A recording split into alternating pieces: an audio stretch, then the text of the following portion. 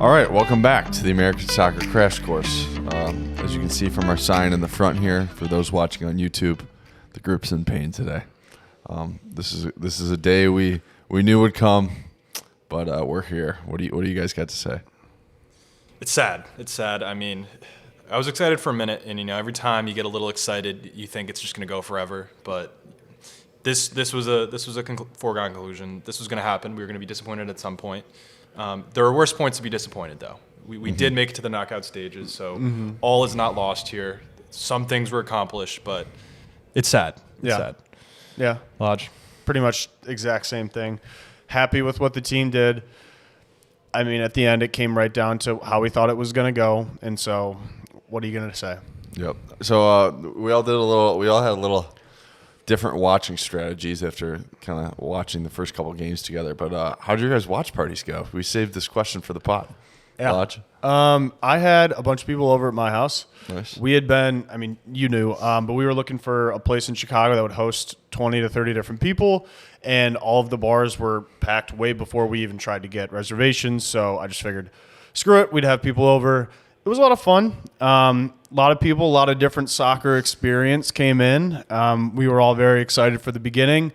A little depressing to watch it with that many people and, be deflated that early on. But, I mean, there were moments, there were shades when we kind of came back and it was 2-1 down. I think everybody got a little bit more excited just to be let down yet again. But what about you, Max? Yeah, so I had about 15 or so people over at my place to watch it.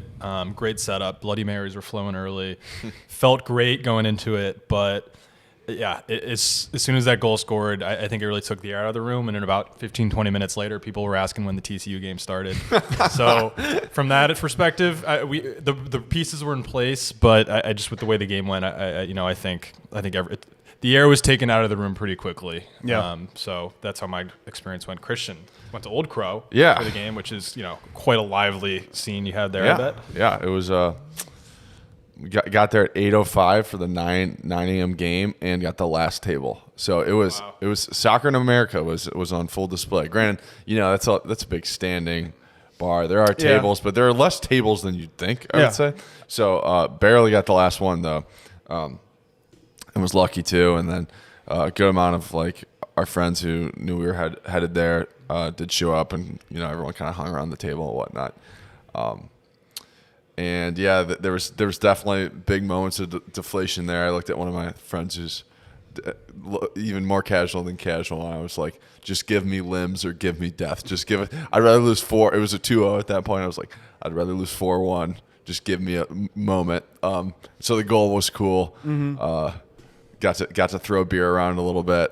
It wasn't my beer, which upset certain girlfriend and friend, but but my rationale was you only get that about once every 4 years, so you got to take advantage. But atmosphere was decent, but certainly disappointing. So to get to the game, I don't want to dwell on it too much.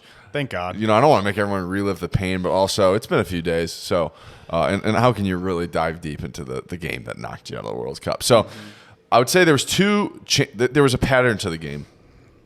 There are 2 chances that fell outside that pattern, namely the Tim Ream set piece, where this was the only good set piece we had probably all of the World Cup. All tournament, yeah.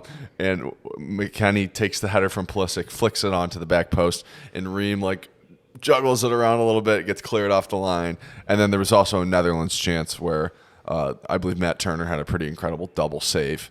And those 2 fell outside this pattern. The pattern being United States pressure or good chances, complete lapse in defensive judgment. So the first 10 minutes, we had good pressure on the Netherlands. Namely, we had that kind of out of nowhere Pulisic chance where Tyler Adams was just booted the ball unknowingly, gets to Pulisic and misses that one-on-one. What did you guys think? Would you put that into the definitely should have scored, or where does that rank in terms of categorizing it, Max? I don't know if I put it in it. He definitely should have scored. That was kind of an awkward moment. Like in real time, did you guys think he was offsides in real time? Oh, for sure. I was like, wait, I was like throwaway. I was like, oh yeah, he's offsides. I thought it was exactly like the Abubakar goal where he just like chipped the keeper from way out and he was just going to try something stupid. I think Christian went the exact opposite way and was just like, screw it. I'm going to still try to put the ball in the back of the net, but it was like, I mean, the 6'8" monster, whoever they had in goal, was just kind of at the same mindset, like, whatever, I guess I'll just play it out. So it could have gone either way. I'm a little depressed that he didn't take it more seriously because it didn't really look like. Oh, you didn't think he took it seriously, though? I mean, like, I don't know. I thought it was maybe just a bad finish. Like, yeah, I hear what you're saying, but I still think he probably gave it a. Yeah, you know. I mean, it's also one of those things. It's like the chance itself was so fluky. Yeah, that, like I almost like don't feel bad that it wasn't scored. Oh yeah, I think he could have put a better effort on it, but like I don't know. I don't think we deserve that. Right. Really. It was a throwaway for sure. Maybe like a 60% he puts that in, but I'm not like losing sleep over. I mean, I am losing sleep over it, but I can't. I'm not mad at him or something like that, or just truly disappointed. And then we had a good kind of. Continued to put pressure on them in the first 10 minutes, and then right at about 10 minutes, they have that counter-attacking goal where they put together a slick movement. And my boy Tyler Adams, I mean, his jersey's front and center today. I don't know why we're rewarding him. I do love Tyler Adams, but just very basically did not follow Memphis Depay into the box at all on the rewatch. I like it was really, really hard to see. And once that goal goes in, it not only deflating in the sense that it's a goal, but just how the Dutch were set up. They decided they wanted to play the entire game on the outsides. They wanted to use Daley Blind, and Denzel Dumfries, and they just played man to man on our MMA midfield, and then tried to make life difficult for the outside backs. And so once that goal went in, it was. They were so comfortable. They had a goal to just play disruptive, conserve energy, and be professional and see this game through. And they didn't have to get into this athletic kind of fight with the U.S. Lodge, you got something? I think it's just a bit disappointing that we didn't game plan for that a little bit better. I mean, if a person that was like, I mean, I have a little bit of soccer background. We have a podcast going on here, but I think I to a T said exactly what was going to happen, that Denzel Dumfries was going to get to the end line, play balls back in. Yeah. They game planned very well. They knew what they were going to do. They went on and executed, and we just did not prepare well enough for it, unfortunately, in that midfield. So you think it's preparation? Or for me, it was like just very basic. Like, just naive. Like, Tyler Adams, you just got to run. It was, tracking back, I think it was. It was like, I mean, they kind of overload. They had different runners going in. We had a bunch of people back in all of those. It was just like nobody picked up anybody. I don't know if we were trying to zone mark or what the hell that was. I do think, like, most people were covered other than that runner late into the box coming from Depay. So, and maybe there's an argument about whether the cross should have made its way to him in the first place, but like, I don't know. It was just pretty cut and dry for me, which was disappointing from our captain, who I thought, had a really good World Cup. Any thoughts, Max? Yeah, I mean, it's just great game plan by Van Gaal, and I think you see the difference there of a team that actually has a real identity and knows what they're going to do going in and is able to execute that. I mean, we talked about it, I guess, a little bit, or you guys might have we're talking about identities here.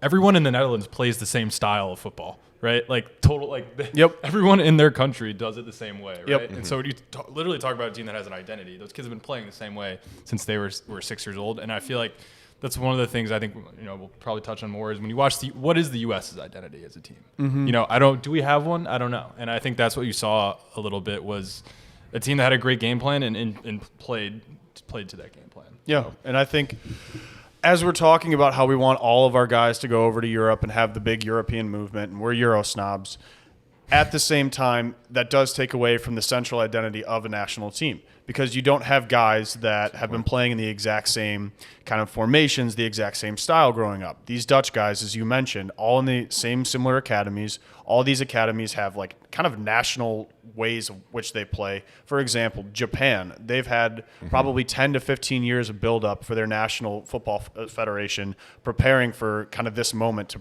prep that team to have an identity. Yeah. There's one thing you can't fault about that Japanese team. They had an identity. I think that's what we lacked. Right, and I don't think the two things are mutually exclusive. Like, I think we could have guys playing wherever, and at the national team level, we could still have that. No, like I think, I mean, the Dutch team. I mean, yeah, they started their careers in the Netherlands, but you know, by the time most of those guys were 19, they're probably leaving to play at bigger clubs. A lot of them. So I think we could have both. Like, I think you can have guys playing in Europe, you know, from a young age, and I think you can also have a team that at the national level plays the same way. I think, like, based on your point, like, I think if you go for the past 2 years, I think your point's definitely valid. I will say I was impressed on the whole over the course of 4 games that the U.S. did have certain patterns of play, and I felt like there was some consistency with using that MMA midfield to really drive the ball and, I mean, get the balls out to the wingback, stuff like that. I think maybe you could definitely argue once Plan A was taken away, there was no identity. Yeah. And the Netherlands did an excellent job of taking away Plan A. And once they did that, they were really comfortable for most of that first half. I mean, as I'm sure we all were watching with friends, it was like, oh, this is boring as all hell. Like, they just are so comfortable. You know, when there was like one instance where they had a bit of a counterattack, and they didn't even put numbers forward. They were kind of just chilling, honestly. So, and then the U.S. did start to grow back into the game. That Tim Weah shot towards the end of the first half, I know it was pretty comfortable for the keeper. Lodge, did you think? Yeah, Yeah. pretty comfortable. Yeah, and excuse me, Max. That was kind of. Max also I should did get play both keeper. input of both goalies here. Pretty comfortable. Yeah, pretty comfortable. but definitely got the casuals off their seats a little bit, seeing a hard hit ball. Someone pointed out to me, they were like, it doesn't seem like any of our guys can just lace one. I was like, yeah, that's actually kind of true. It doesn't happen as much as, you know, it does in FIFA, in the video game, but it does seem like we don't have anybody who can really just line it's one not up. wrong. I just don't think we gave our midfield a creative license to lace one. I know Yunus Musa can lace one. That's true. Yeah, that's true. And so, towards the end of that first half, we started to get going a little bit. Way ahead that shot, and then there was a really nice combination play with Dest, where almost similar to the England game, he came running down the right side and kind of took somebody on and almost had a shot at goal. I believe it just went just wide or something like that. But the Dest thing is interesting to me because this team undoubtedly could be considered naive just in their youth. But I think, you know, coaching owes a responsibility to just combat that at some stage. And so much was made of how this was Dest's big game. And right around 40 minutes when we're putting on the pressure, he has that moment. And even a minute later, they zoom in on him when he's about to, like, receive a pass. And he's, like, clapping his hands or showing some visible, like, frustration or just kind of wish that the play didn't get away from him, right? And then, like, 1 minute later, right before half, right when you absolutely cannot concede under any circumstances, you need that to be a 1-goal game going into half, Dest just gets beat by Daley Blind, who we would not consider a world beater of a kind of attacker, right?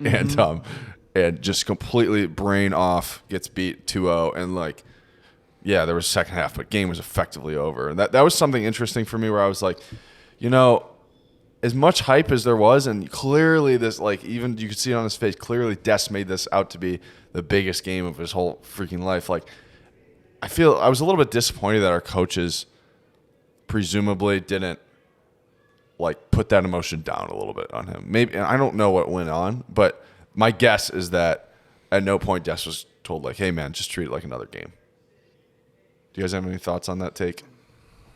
Yeah, I mean, it's hard to tell a player that. I see what you're saying, like, but I don't know. Like, is Gregg going to go up to him individually? I don't know. It's a tough, interesting situation, and because you don't know how much, you know, that's something you might not have really showed in training. You know, you don't really know until you get in the emotion of the game how that's going to go. But yeah, I guess it was disappointing to see. But sometimes it can work both ways. I mean, sometimes a player has that sort of emotion and rises to the occasion. I think it's just different based on the person. Yeah. I would have a hard time pinning that on a coach. You know. Yeah. So I tend to agree with you, Max. I don't necessarily think it was a coaching problem. I think it was more, I mean, as you said, you want a guy to be playing and be comfortable in himself. Those are the emotions that he's feeling. You don't want him to suppress them. Yeah. Especially an attactive, creative guy. You don't want him to just like be so in his head that he's going to freak out. Yeah. I think, unfortunately, he was a little bit too far in his head, but that's just the nature of a young team playing in a World Cup. We have guys that are dual nationals. They're going to probably have experiences like that. Yeah, that's a good point. It was just such a bummer because when that goal went in, all I could think about was like, oh, he's still thinking about that chance and how he could have scored on his birth country, and now we're down 2-0. So that was a bit of a bummer, more than a bit.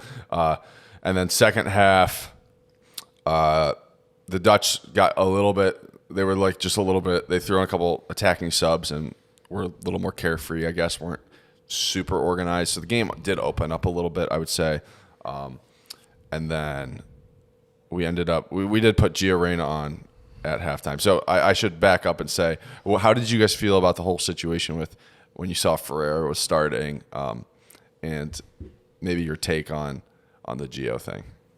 yeah, I mean, I think I could speak for all of us. I think we were not happy to see Ferreira in the starting lineup. I think, you know, right from the get-go, I think we knew that wasn't going to go well, and it didn't. To Gregg's credit, I think he adjusted quickly in this case and threw Gio on. I guess I don't know if the false nine, trotting out the false nine with Gio in that moment was maybe the best call to do for the first time. You know, if you're going to do that, you know, at least try that earlier in the group stage. I think bringing Gio on was the right move, but you know, the false nine obviously didn't work. I don't think worked that great. So that question for me is a little bit iffy, but I'm glad he brought Gio on as early as he did. So I can't really complain. I don't know. Yeah, I don't think you bring in a guy with cold legs like Jesus Ferreira was. I think you probably got to play Haji right. But, you know, what are you going to do? As Max said, made the adjustment. Yeah, I'm right there with you, Lodge. I think, like, ultimately he either tries something brand new, like you said, the false nine, and Gregg gets killed for it. It seems like Gregg gets killed for everything right now. So he either tries it and it fails and everyone says, you're an idiot. Why would you try something you've never tried?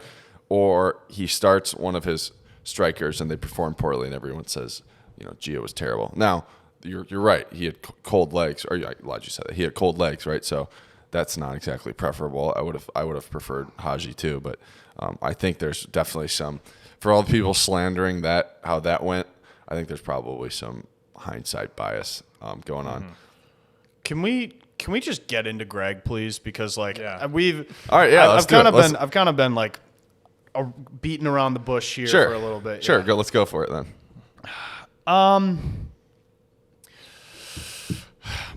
Gregg Berhalter did his job. Yeah. He did nothing more. He did nothing less. Okay. He got us out of the group stage. He didn't punch above his weight.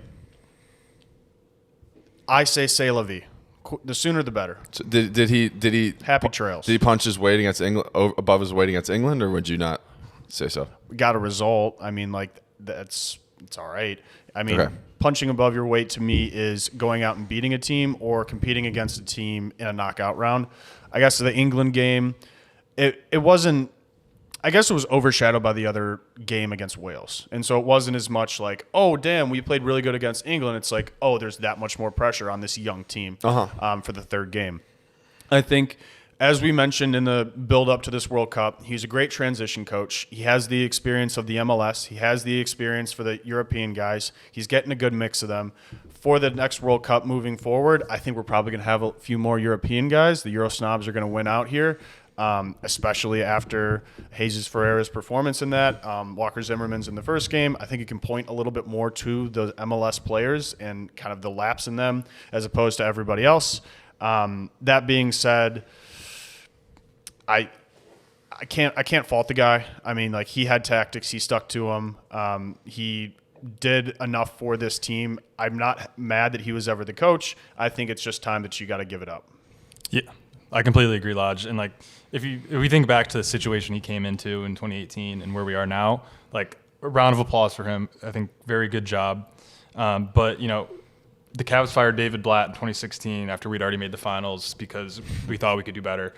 The Chiefs got rid of Alex Smith because they had a guy named. We're at the point where I think Gregg has fulfilled sort of his potential, and and for this World Cup, make it to the knockout stage. Good job, and we're satisfied.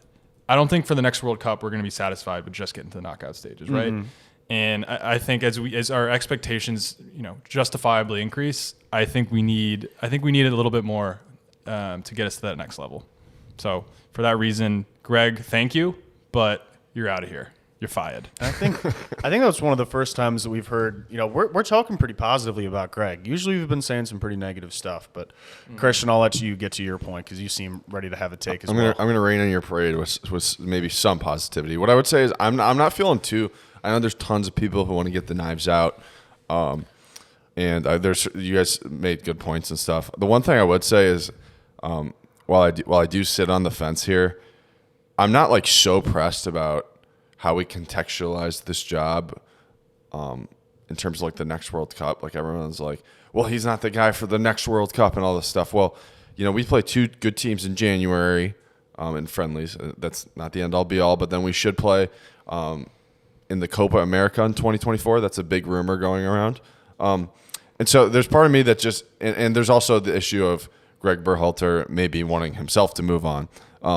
In my opinion, the best argument for him to move on, which is something that one of the ex-players said, was just that players need to hear like a fresh voice after 4 years. So even as long as the coach isn't like extremely successful ones at all, it's a good reason to shake it up. Mm-hmm. So I would, if he steps away, I'm totally cool with it. I'm also not like getting the pitchforks out. Like I think the sense of togetherness that gets so frequently quoted, I don't think that's something to totally take for granted. Could be a big deal. If I were to point to one thing that you touched on that would just be the most egregious thing, it wouldn't even be Walker Zimmerman, but the Jesus Ferreira holding on to him, as much as it is almost like a bit to rant on, it was truly so bad. Like he held on him for so long. Ferreira never did anything. And instead of having Ricardo Pepi, who I would have felt like a million times more comfortable as the backup in that game. But even Haji Wright was terrible. Like, he was terrible all World Cup, too. So, effectively, Sargent was decent, and then the other 2 strikers that he chose to bring over, Pepi and Pifak, who were both decent, were terrible. And he messed that up so bad, indefensible, and effectively threw out a scrub in our biggest game. And so, you can there's a lot that goes into him and his performance in this, and bringing him on for another 4 years. But for me, that is just so bad. Mm-hmm. And I don't know that many other coaches make that mistake. But I really am. I'm sitting on the fence. If he leaves, I'm cool. If we fire him, I'm not losing sleep. I thought he was, like you said, check the boxes for me. But I don't think in this game, I think it was a lot of individual mistakes. So just to wrap up the second half, again, it was a little more open. Both of those chances that went out of pattern that I talked about were in that second half. But then jumping right into the Haji Wright moment where the ball, I believe by Depay plays a ball back to the goalie, and Haji Wright finds himself in like a beautiful scoring position and manages to take the heaviest touch. You guys you want to jump in? No. I got no. Honestly, I blacked out at that point. I was just like, what the fuck is going on? I don't remember what happened at all for that goal. I just remember it I think it just looped over that 6'8" monster and went to the back post. Was that right? So he takes the heaviest touch ever, and then it's getting away from him, and he still puts it on frame, but it took such a long time on the touch that a guy was able to come over and clear it off. But it was so ugly. And then seconds later, he scores that just Yedlin comes in and actually makes a nice pass to Pulisic, who plays right in. To Haji's credit, he does get in front of Virgil van Dijk. The casuals I was with were like, he doesn't even deserve that goal. That was the luckiest thing I've ever seen. It was very lucky. You can throw your asterisk on it to an extent, but he did jump in front of Van Dijk and get a foot on it and popped up and win it. And so I would classify that as our third episode of pressure, right? The previous 2 coming before the other 2 goals. So now it's 2-1. And like minutes later, to go back to how bad this Gregg striker thing was, Pulisic and Wright are on this breakaway, and Pulisic kicks the ball. You guys probably don't even remember this one, but it just gets away from Wright, who literally looked like he was running with like bricks on his legs. It was another clear-cut opportunity. Really not that bad of a ball from Pulisic that we could have capitalized on. But anyways, a couple of minutes down the line, the third goal strikes where the Dutch are applying some pressure, and inexplicably as I rewatched it, Robinson scans and sees Dumfries like way down the field, and then for the next 15 seconds, he doesn't do a single scan to check. Brendan Aronson didn't scan either. He was kind of just standing at the top of the box doing nothing. And Tim Ream, who is more preoccupied with a guy in the box, also didn't scan. But this one was mainly on Robinson, who, like Tyler, I would give both of them like a 2 out of 10. Like, they were abysmal. It was crazy. And game's over. They put that one in, and that felt like the dagger. Yeah, it was tough. I mean, it was kind of just such a quick shutdown. Like, we had new life with that goal, and I was like, let's go. Like, buckle in, boys. Let's go. Like, we got a shot here. And it was just a very quick deflation. Like you said, that's the frustrating part about this game is like, it was just individual mistakes that are just like, those could have been avoided. And that's what makes it painful. I think there's moments like, there would be a situation where like if they just the Dutch just outclassed us, and you just basically can just tip your hat, be like, that was that's higher, that's just the quality they have. But the goals we gave up were for our own detriment. So that's what made it hard, and for me, I think. Young guys getting experience at that point. That's how you got to frame this. The spin zone that we're going with, second youngest team at the World Cup. I thought we were the youngest. Somebody told me we were the second. Somewhere in the bottom 2 youngest or top 2 youngest. Who is the youngest? I know we fielded the youngest lineup in that third game against Iran, but I don't know. Probably I think maybe like South. Got 4 more years till the next one. A lot of guys got experience. Yeah. We're gonna see. I mean, I've already seen potential starting 11s for the next World Cup. I've seen who's out, who's in, who are we bringing up. So I mean, like, it's brought some people some positivity. I think we have a lot of positives going into the next one. But the way that game came out, I think the only spin zone that you can have is young team, got experience. Yeah, I saw one of those prospective lineups with Weston McKennie not in the 26-man squad. So people really loving to throw their people. You take a stance in the hot takes war, and you just stand by it until you die, kind of thing. That's what I was gonna say. I mean, these things are so far apart. Like, in your head, you're thinking, all right, basically we could just run it back with these guys. They're still young. Right, yeah. But these lineups in 4 years is such a long time. These lineups are going to change so much. And even guys that are starting that in your head are given or locks to be in the next World Cup, you never know what's going to happen. I saw 3 Ricardo Pepi starting 11, so I was pretty happy with that. I also saw Balogun in one. There were some guys that are just like young that are out there. Also, a few names that I have no idea who these guys are. Yeah. There's some junkies out there, man. He's still playing like FC Dallas U16 and guys put in the lineup. And they're like, this is the next guy. It's like if the message boards like continued. It's like a combination of message boards plus like hardcore NFL fandom. It's like, wow, this goes real deep. I saw one take out there just before we end this. Tyler Adams, we've talked about how good he was for the first 3 games of this World Cup, how he's really the captain. He doesn't let people, we talked about in the crash course part of this, how he doesn't let his teammates kind of take plays off, so to speak. I saw a theory out there that the park the bus, super defensive strategy we played against Iran gassed our guys to the point of making these individual mistakes. What do you guys think of that take? I hadn't heard that before, but I think that makes sense. It makes sense, but at the same time, I'm thinking like, if you got to put that aside. I think when you got such a big game like that, everyone's tired, right? I mean, all these teams have been playing, a long time. I could see the argument where they might be a little gassed, but I don't concede that as an excuse for making that sort of mistake. Yeah. What do you think, Lodge? Just did a quick little research. Memphis Depay scored in the 10th minute. If you're gassed from the game before in the 10th minute, come on. Yeah. Like, whatever. I don't think so. Maybe in the second half, but yeah. I also think like if you're trying to pin that on Gregg, like I ultimately think we discussed a little bit on the last pod, or at least I explained this theory that Gregg maybe felt like parking the bus was the best thing to do once he had to sub on some of the bad guys. If he had to do, in my opinion, there was no tomorrow in that Iran game. I don't sit there and begrudge anything. Nope. Cool. So we're gonna get into our wish list. It's holiday season. What we want to see from the U.S. men's national team to really take this up a notch, put ourselves in the best position going forward. Maybe it's the World Cup, but even in the more short term. So we'll just take a quick break and be back with our wish list.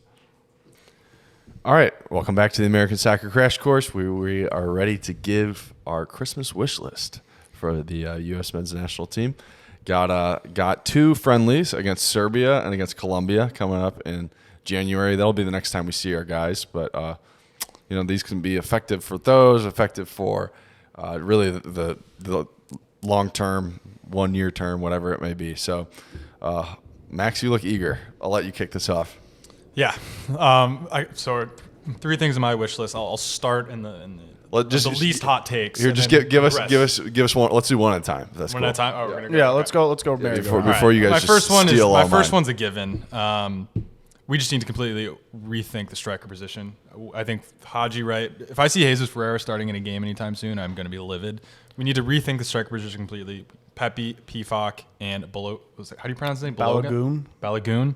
I want to see that kid. I know he still has to commit to the U.S. I want that would be probably my wish list item from here. Is I want to see that kid commit to the U.S. He fucking stole mine. I want to see him come to the U.S. and I want to completely just start from scratch at striker. I think Sargent still deserves to be in the mix, but apart from that, I think throw it out, get Pepe in there, get Balogun. I can't say this guy's fucking name, but get him in there, commit to the U.S. Let's start from scratch at striker. We need to figure it out. You mind if I chime in real quick? Since that was my big one. It's like kind of like when you. Christmas morning, you always wanted that new toy. This guy, Florian Balogun, it could be our fantastic new toy that you play with. Mm-hmm. So he's 21 years old from New York, but lived in the UK, brought up in the Arsenal Academy, kind of similar to Yunus Musa. But he is out, I'm not sure if it's on loan or permanently in France this year with you guys want to take a go at this? Reims? Reims? I don't know. I think it's like Riem? Reims. No, that might be another one. It's something French as hell, though. I'm not even going to go for it. But he's got 8 goals and 1 assist in 15 games in the French league. He is the real deal. He is the potential solution to all of our problems.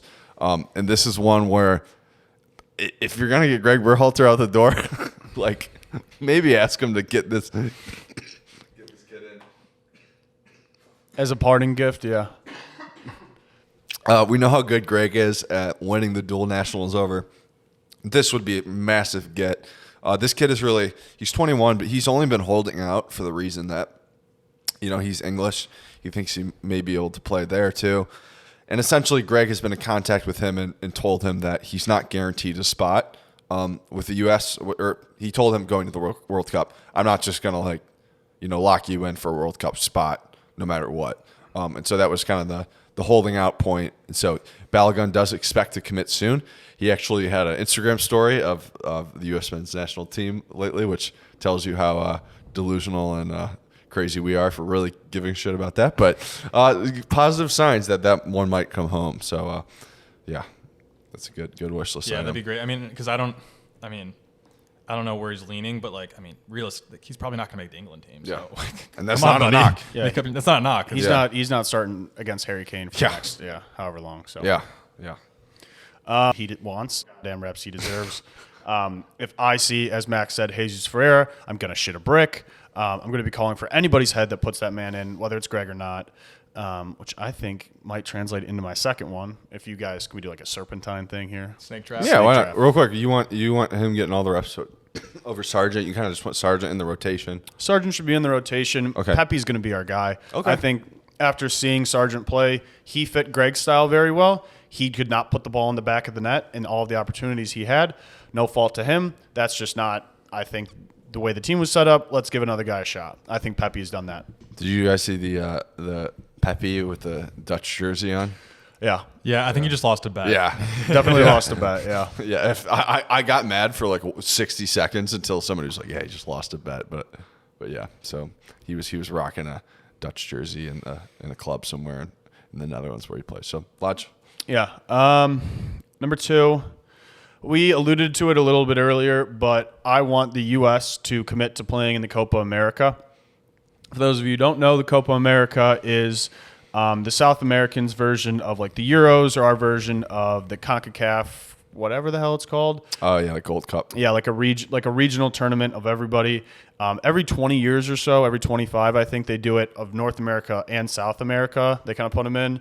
I think the last one was in like 2018, 2019 or something like that. But they're starting to talk about just expanding it altogether. And I think the U.S. needs to push that and get more experience for it, especially with the World Cup coming up, getting that experience playing high-caliber teams such as Argentina and Brazil, possibly a few more South American teams. That's just going to continue to get our boys a little bit more confident, a little better under their feet coming into this World Cup. So that's probably number one on my wish list. I would also just add there, it's going to be even more important if they automatically give us a spot in the next World Cup and we don't have qualifying. I mean, it's an even better caliber than that, but those games are important for building chemistry and stuff. So, yeah, that would be an awesome one. Mm-hmm. Yeah, I didn't even really know that was on the table, but that's awesome. Mm-hmm. That'd be cool. Yeah, hosting the World Cup, if we get that would be great. They usually, I don't know if they still do the Confederations Cup. They got rid of that, but I would love that. That would be awesome. Confederations Cup was like the winner of every regional tournament comes and plays, plus like the host. That would be cool if they could ever bring that back. That was a great one. That was a great one, yeah. Like, of all the stupid soccer tournaments out there, that one should have stayed. I think like the UEFA Nations League took precedence over that, and UEFA was like, we'll do our own thing, but whatever. Yeah, Max, what do you got? Or what? Snake draft. I think Christian was the middle guy. All right, yeah. So mine would be Florian Balogun was another one of mine, but sometimes Santa doesn't bring the right gifts, so you gotta restructure. But big one would be, we talked a lot about winning the casual stuff like that. I would like, when the U.S. returns stateside next month in January, not a parade, not anything that's going to make us look like clowns, but something public that connects the team with some of the support they got from back home. Because I think being out in Qatar, they probably had no idea, and their families were probably in Qatar. They just had no idea, that they got that people were showing up to bars at 8 a.m., packing the house to see them and stuff like that. I think that could be. I heard somebody once say that celebrating achieving goals, which they did achieve a goal of getting out of the group. That was important. Celebrating goals is important because it kind of reinforces that behavior. It reinforces your will to push on and go. And I think a lot of these kids, I think that could be meaningful to them. They're out in Europe, honing their trade. They're probably going to go straight to their club teams again. I would like some recognition for them when they do get home. That would be my number one thing. Not a crazy take. Yeah, I like that idea. Yeah, pretty cute. Yeah, just don't get us clown at the Sports Center. But nice. Yeah, I was gonna say that's not really within the culture of our winner take all sort of mentality, but no, I think that'd be good. Snowflakes and cupcakes would get pretty mad. Sorry, my second wish list item. Now we all know on this podcast that I'm the ultimate Euro snob of this group, and that I am not receptive to MLS players as much. This wish list item may be sort of like asking Santa for a new Mustang, because it's probably not going to happen. But whoever is the next coach of the USMNT, Gregg or who else, I want them to institute a policy where if you are under the age of 23 or 24 and you want to get looks on this team, that you need to be trying to get over to Europe, or you're not going to get looks on this team. Define trying. First of all, if you're in the mix for the national team, you're going to be able to play in Europe, I think, right? I mean, you're going to get enough looks for European teams. If you're not pushing yourself as a player, and if you're just staying in the MLS at that point, if you're in your teens still figuring it out, cut you some slack. But if you're 23, 24 years old, you need to be challenging yourself in Europe. When Jordan Morris was younger, I actually saw this on Twitter, and I thought it was funny and very sort of in line with what we said. He had offers to go play in Europe, and he said, no, I want to stay in Seattle where my dog and girlfriend are, and he didn't go to play in Europe.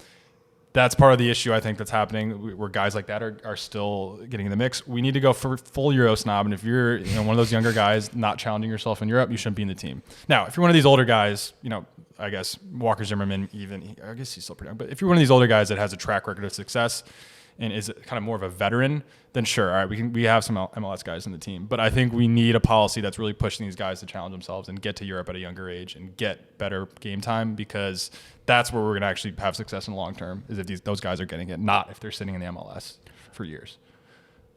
I don't think that's crazy. I think it's like a gentleman's agreement. Obviously, you can't have any policy like that written in stone. But when I'm thinking of like teams that are successful, Brazilian team, besides old ass players that have been already shown that they can like play in Europe, and super young guys like whatever striker they might have out there. I think they have a guy in the Brazilian league. Everybody seems to be at least challenging to go into Europe or have been in Europe at this point in their career. I don't think that the Brazilian league. I guess the Brazilian league is relatively comparable to the MLS in terms of you want guys to grow there from your country and then you want them to go away. I don't think that's crazy. I think that's a pretty decent model. I think something like that as a policy probably could work for us. Yeah, I like it. I like it a lot. I definitely think like it's interesting. Like I remember Miles Robinson, right? Like he got hot like a year and a half before the World Cup. So it's kind of interesting. Like he could have made that move, but he was pretty content to take it. And there's a great sorry guys. There's a gray area there where it's like, maybe it's best if he's just kind of rides it out in a stable going into a huge World Cup. But also, yeah, if you're good, you got to go challenge yourself. So I like that a lot, Max. So my next one. Max has to give his third. Oh, I didn't. Okay. Well, he goes, we're snaking it. So I go. Yeah, that makes All sense. right. Yeah. So this one's a real bombshell, right? We talked about how I personally want Gregg out, right? I think he's done a good job, but I think we need a new manager. So Are you going to throw a name out here? I'm going to throw two names out here. One that's sort of realistic. One that might be completely unrealistic, but this is the one that I would love to see. Mm-hmm.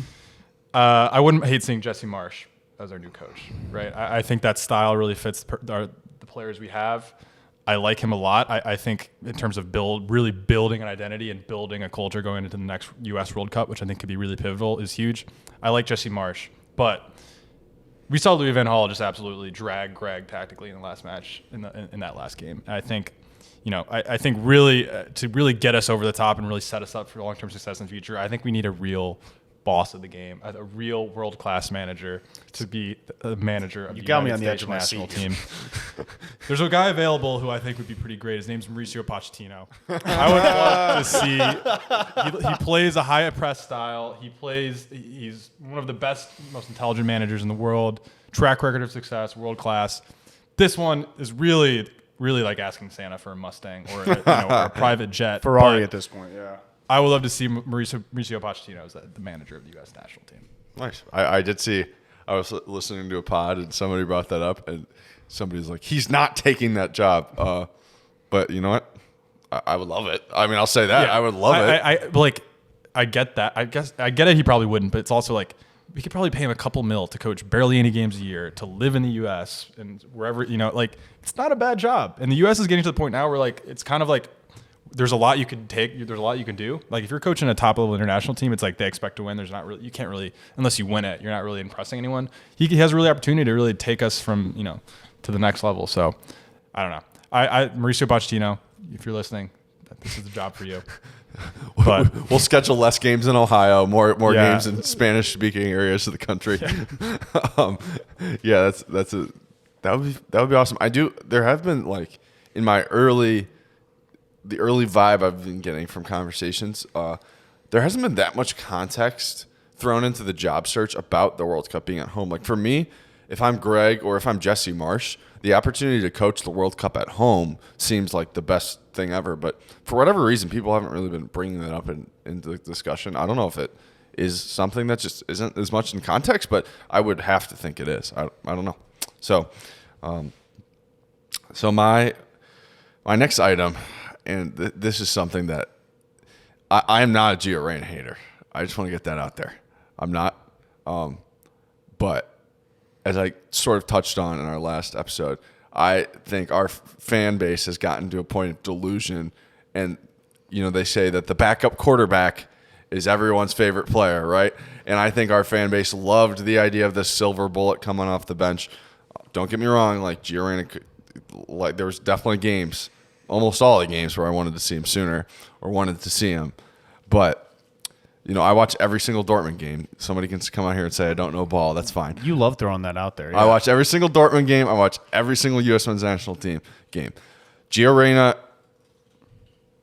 doesn't fit in this team right now, right? He is best in the midfield where he can get as many touches on the ball as possible. But in my opinion, when you put him on the wing, like they do at Dortmund and sometimes with our team, he can go huge 20, 25 minutes where he's like invisible. He didn't do anything wrong. He's just invisible. He's not like fat. He's not so fast that he beats people. He's just not receiving the ball at his feet, not able to do anything with it. That was what happened in the second half, by the way. On rewatch, there were certainly a couple moments where he looked silky. He was able to. There was one moment where he like kind of did a body feint and dribbled past Van Dijk a little bit, but he hasn't been moving the needle, so to speak, in the appearances we have seen. Now he's been injured. He has not been getting enough time. That's a fact. So my wish list item is I want to see who Gio Reyna is. He is a teammate at Dortmund right now that's supposed to be worth $150 million. Jude Bellingham, everyone in the world wants him. No one's talking about buying Gio Reyna like in the Premier League or anywhere else. Nobody's talking about him. But if you ask the average U.S. men's national team fan, they would. It sounds the way they talk about him like he's on the level of Jude Bellingham. Yeah. And right now he's not. So in the next year and a half, I want to see Gio Reyna show us like what he's made of. That's not even like a personal challenge. I just want to know, should we base the whole system around him? Do we need to throw him in the middle of the midfield and get rid of the MMA because he's that damn good? Or are we going to occasionally play him on the wing? Is he so good at club level that he deserves to start over Tim Weah? I don't know enough about Gio Reyna. The injuries have gotten to a point where the way we talk about him is in terms of potential. He's 20 now. That's still so young, but I want to have less discussions about potential. I want like a year and a half of game film, a year and a half of production to really determine who is Gio Reyna. Is he really this star boy that so many people are making him out to be? That's not Thoughts? crazy. I like that. No, I completely agree. That's not crazy. Yeah. As you said, in the midfield is obviously where we see the best of him because that's how he's kind of shown himself at Dortmund. Mm-hmm. On the wing, just absolute unfortunate circumstances trying to play in that system. He just doesn't fit in our system currently. And it happens at Dortmund too. It does, yeah. Like it's one. You're right. He's most effective in the middle. Mm-hmm. Yeah. Yeah, that's fair. There's my. I saw somebody say he could be the next Kevin De Bruyne. I'm just like, pump the brakes, guys. Pump the fucking brakes. Christ, yeah. Same guy who said Weston McKennie was not going to be the 26 man. Okay, who's next? I think it's me. I think it's the last one. And I think yours kind of plays into mine. I think if we figure out what the hell we're going to do with Gio, it probably will, sure up everything for mine. But mine is really, I want an identity. I think Max kind of talked about the identity crisis that we currently have, where if we unfortunately go down in a game, we don't necessarily have anything to fall back on. Our midfield is the only thing that really was consistent throughout this World Cup. And even in that last game, we showed cracks. A new coach who comes in, I want him to have a very specific style. I don't want it to be, he's kind of can do this, but he can also do this. No, I want it to sit down. I want there to be a discussion from the U.S. Soccer Federation to say, how are we going to play for this World Cup? We need to pick the specific guy that's going to get us to play this way for the World Cup, and we need to talk within the team and talk within everybody to start having not only I think it's really just a culture shift. And so, as we talked about, the Netherlands having the idea of total football, the Brazilian of Joga Bonito, so like beautiful soccer. We just don't have an identity like that, and I think there needs to be discussions within the higher ups of our federation to say how do we want to do that. And I think the U.S. men's coach at this point, moving forward, will be kind of the first stepping stone in a positive way. Like we talk about Gregg being a stepping stone or an olive branch between the MLS and Europe. We need this guy who kind of comes from we're a melting pot to we have an identity. Because I think right now we're just kind of a melting pot of a bunch of different players, which isn't bad for a very young team. I think that gives us a lot of malleability to kind of fit into a specific system. Can I challenge you? Or do you got something? I want to hear. I'll respond after I hear your challenge. All right. The U.S. men's national team completed the most crosses at the World Cup. Okay. Completed or attempted? Excuse me. You're exactly right. They attempted. They attempted the most crosses at the World Cup. We also talked about how there's no striker to cross to. Is it also to add this? I remember watching this like tactical explanation video on TikTok, and the guy was talking about how the U.S. sets up, and he says, Gregg Berhalter says that his wingbacks, Serginho Dest and Anthony Robinson, are his like supermen, his players with superpowers. And then there was a British guy, and he's like, and if Serginho Dest and Anthony Robinson are your superpowers, then like I'll be damned or something like that. Like that's not good. So is it more accurate to say that we need a different, better identity than we don't have one at all? I would probably say we need a better one. Yeah. Okay. I mean, Gregg, as I kind of alluded to, but Gregg definitely has an identity. He knows what he wants to do. He wants his center forward facing away from the ball, playing hold-up play, and then a lot of balls played in, which doesn't really make sense if you want a guy who can really face away from the goal and then also go ahead and score. So his identity sucks. So true. Yeah, that's what I'm saying. Like, we have like bits and pieces of an identity, but it just doesn't seem very coherent. Yeah. Like, I don't think we've fully committed to a style of play. Like you said, we have fast guys, so we get all our crosses in. There's bits and pieces of things, but I think we need to actually have something coherent and tied together. My thought is, I think we've talked a lot about what's good about this team. I think what we should I think we should look at teams like Liverpool, and I think like just a full-on gegenpress. I think that style of play. For those of you who don't know what a gegenpress is at home, it's a German tactic where they high press all the way up the field, usually with players with high fitness levels, in order to always win the ball back. Thank you for coming to my TED Talk. Yeah, what do you guys think? I think we should I think that style play has become popular with analytics too, because I think teams have realized winning balls in that area is probably the best way to play. But I think fully committing to that style, maybe Jesse Marsch, Pochettino will play that style, and sort of, I think that leverages the strengths of our team. I think committing to that, I think, is what I would do. What do you guys think? In the next 20 years, hopefully this World Cup has sparked some people at home, some kids, hearts and minds watching Christian Pulisic score that goal, and we start to get a couple more athletes. Right now we have not necessarily the rejects of the American Athletic Association, but a lot of guys who are not necessarily playing to always the strengths that you see in a lot of your NBA athletes or NFL athletes. If we were to see I think we've already seen all the memes where it's like, if we had LeBron up top and then we had this and that. If we get like starting to get those type of athletes, that would be fantastic, and we can start to do something like a gegenpress. Do we not though? I mean, we had Destin Robinson, fast as shit. We got MMA in the middle. Like we got Pulse. We got like I feel like we have some of the personnel. No? It's more so like I think if you run that system, you got to play Brendan Aronson, who's a pressing machine. Sure. And then like who does he replace? Maybe he replaces Weah. And then it becomes, okay, so it's kind of what I'm going back to with this whole Gio Reyna thing. Like, how important is Gio Reyna going to be? Because once you throw Gio Reyna in there, say he's on the wing or something else, he's not a pressing guy. So like it does become a question of personnel, and maybe that's why I thought Gio is so important. Yeah. Let's hear the soccer minds that be out there. Yeah. Kind of figure it out, because drop your takes in the comments. Respond to our thoughts here, our wish list. Last one, because I know I kind of piggybacked on Max's, but this is just like when you ask for clothes, like something super obvious. You need socks, you need boxers. Just figure something out on the set pieces. Maybe have Gio take them. Just literally anything. Fire the set piece coach. Just try something new. Yeah, that one's simple. Yeah, completely agree. Yeah, fair enough. You guys got anything else? No, I think that's it. I think those are some good wish lists. Let's see how Santa's going to treat us in this next 4 years. Yeah. So this will be our last episode for a while.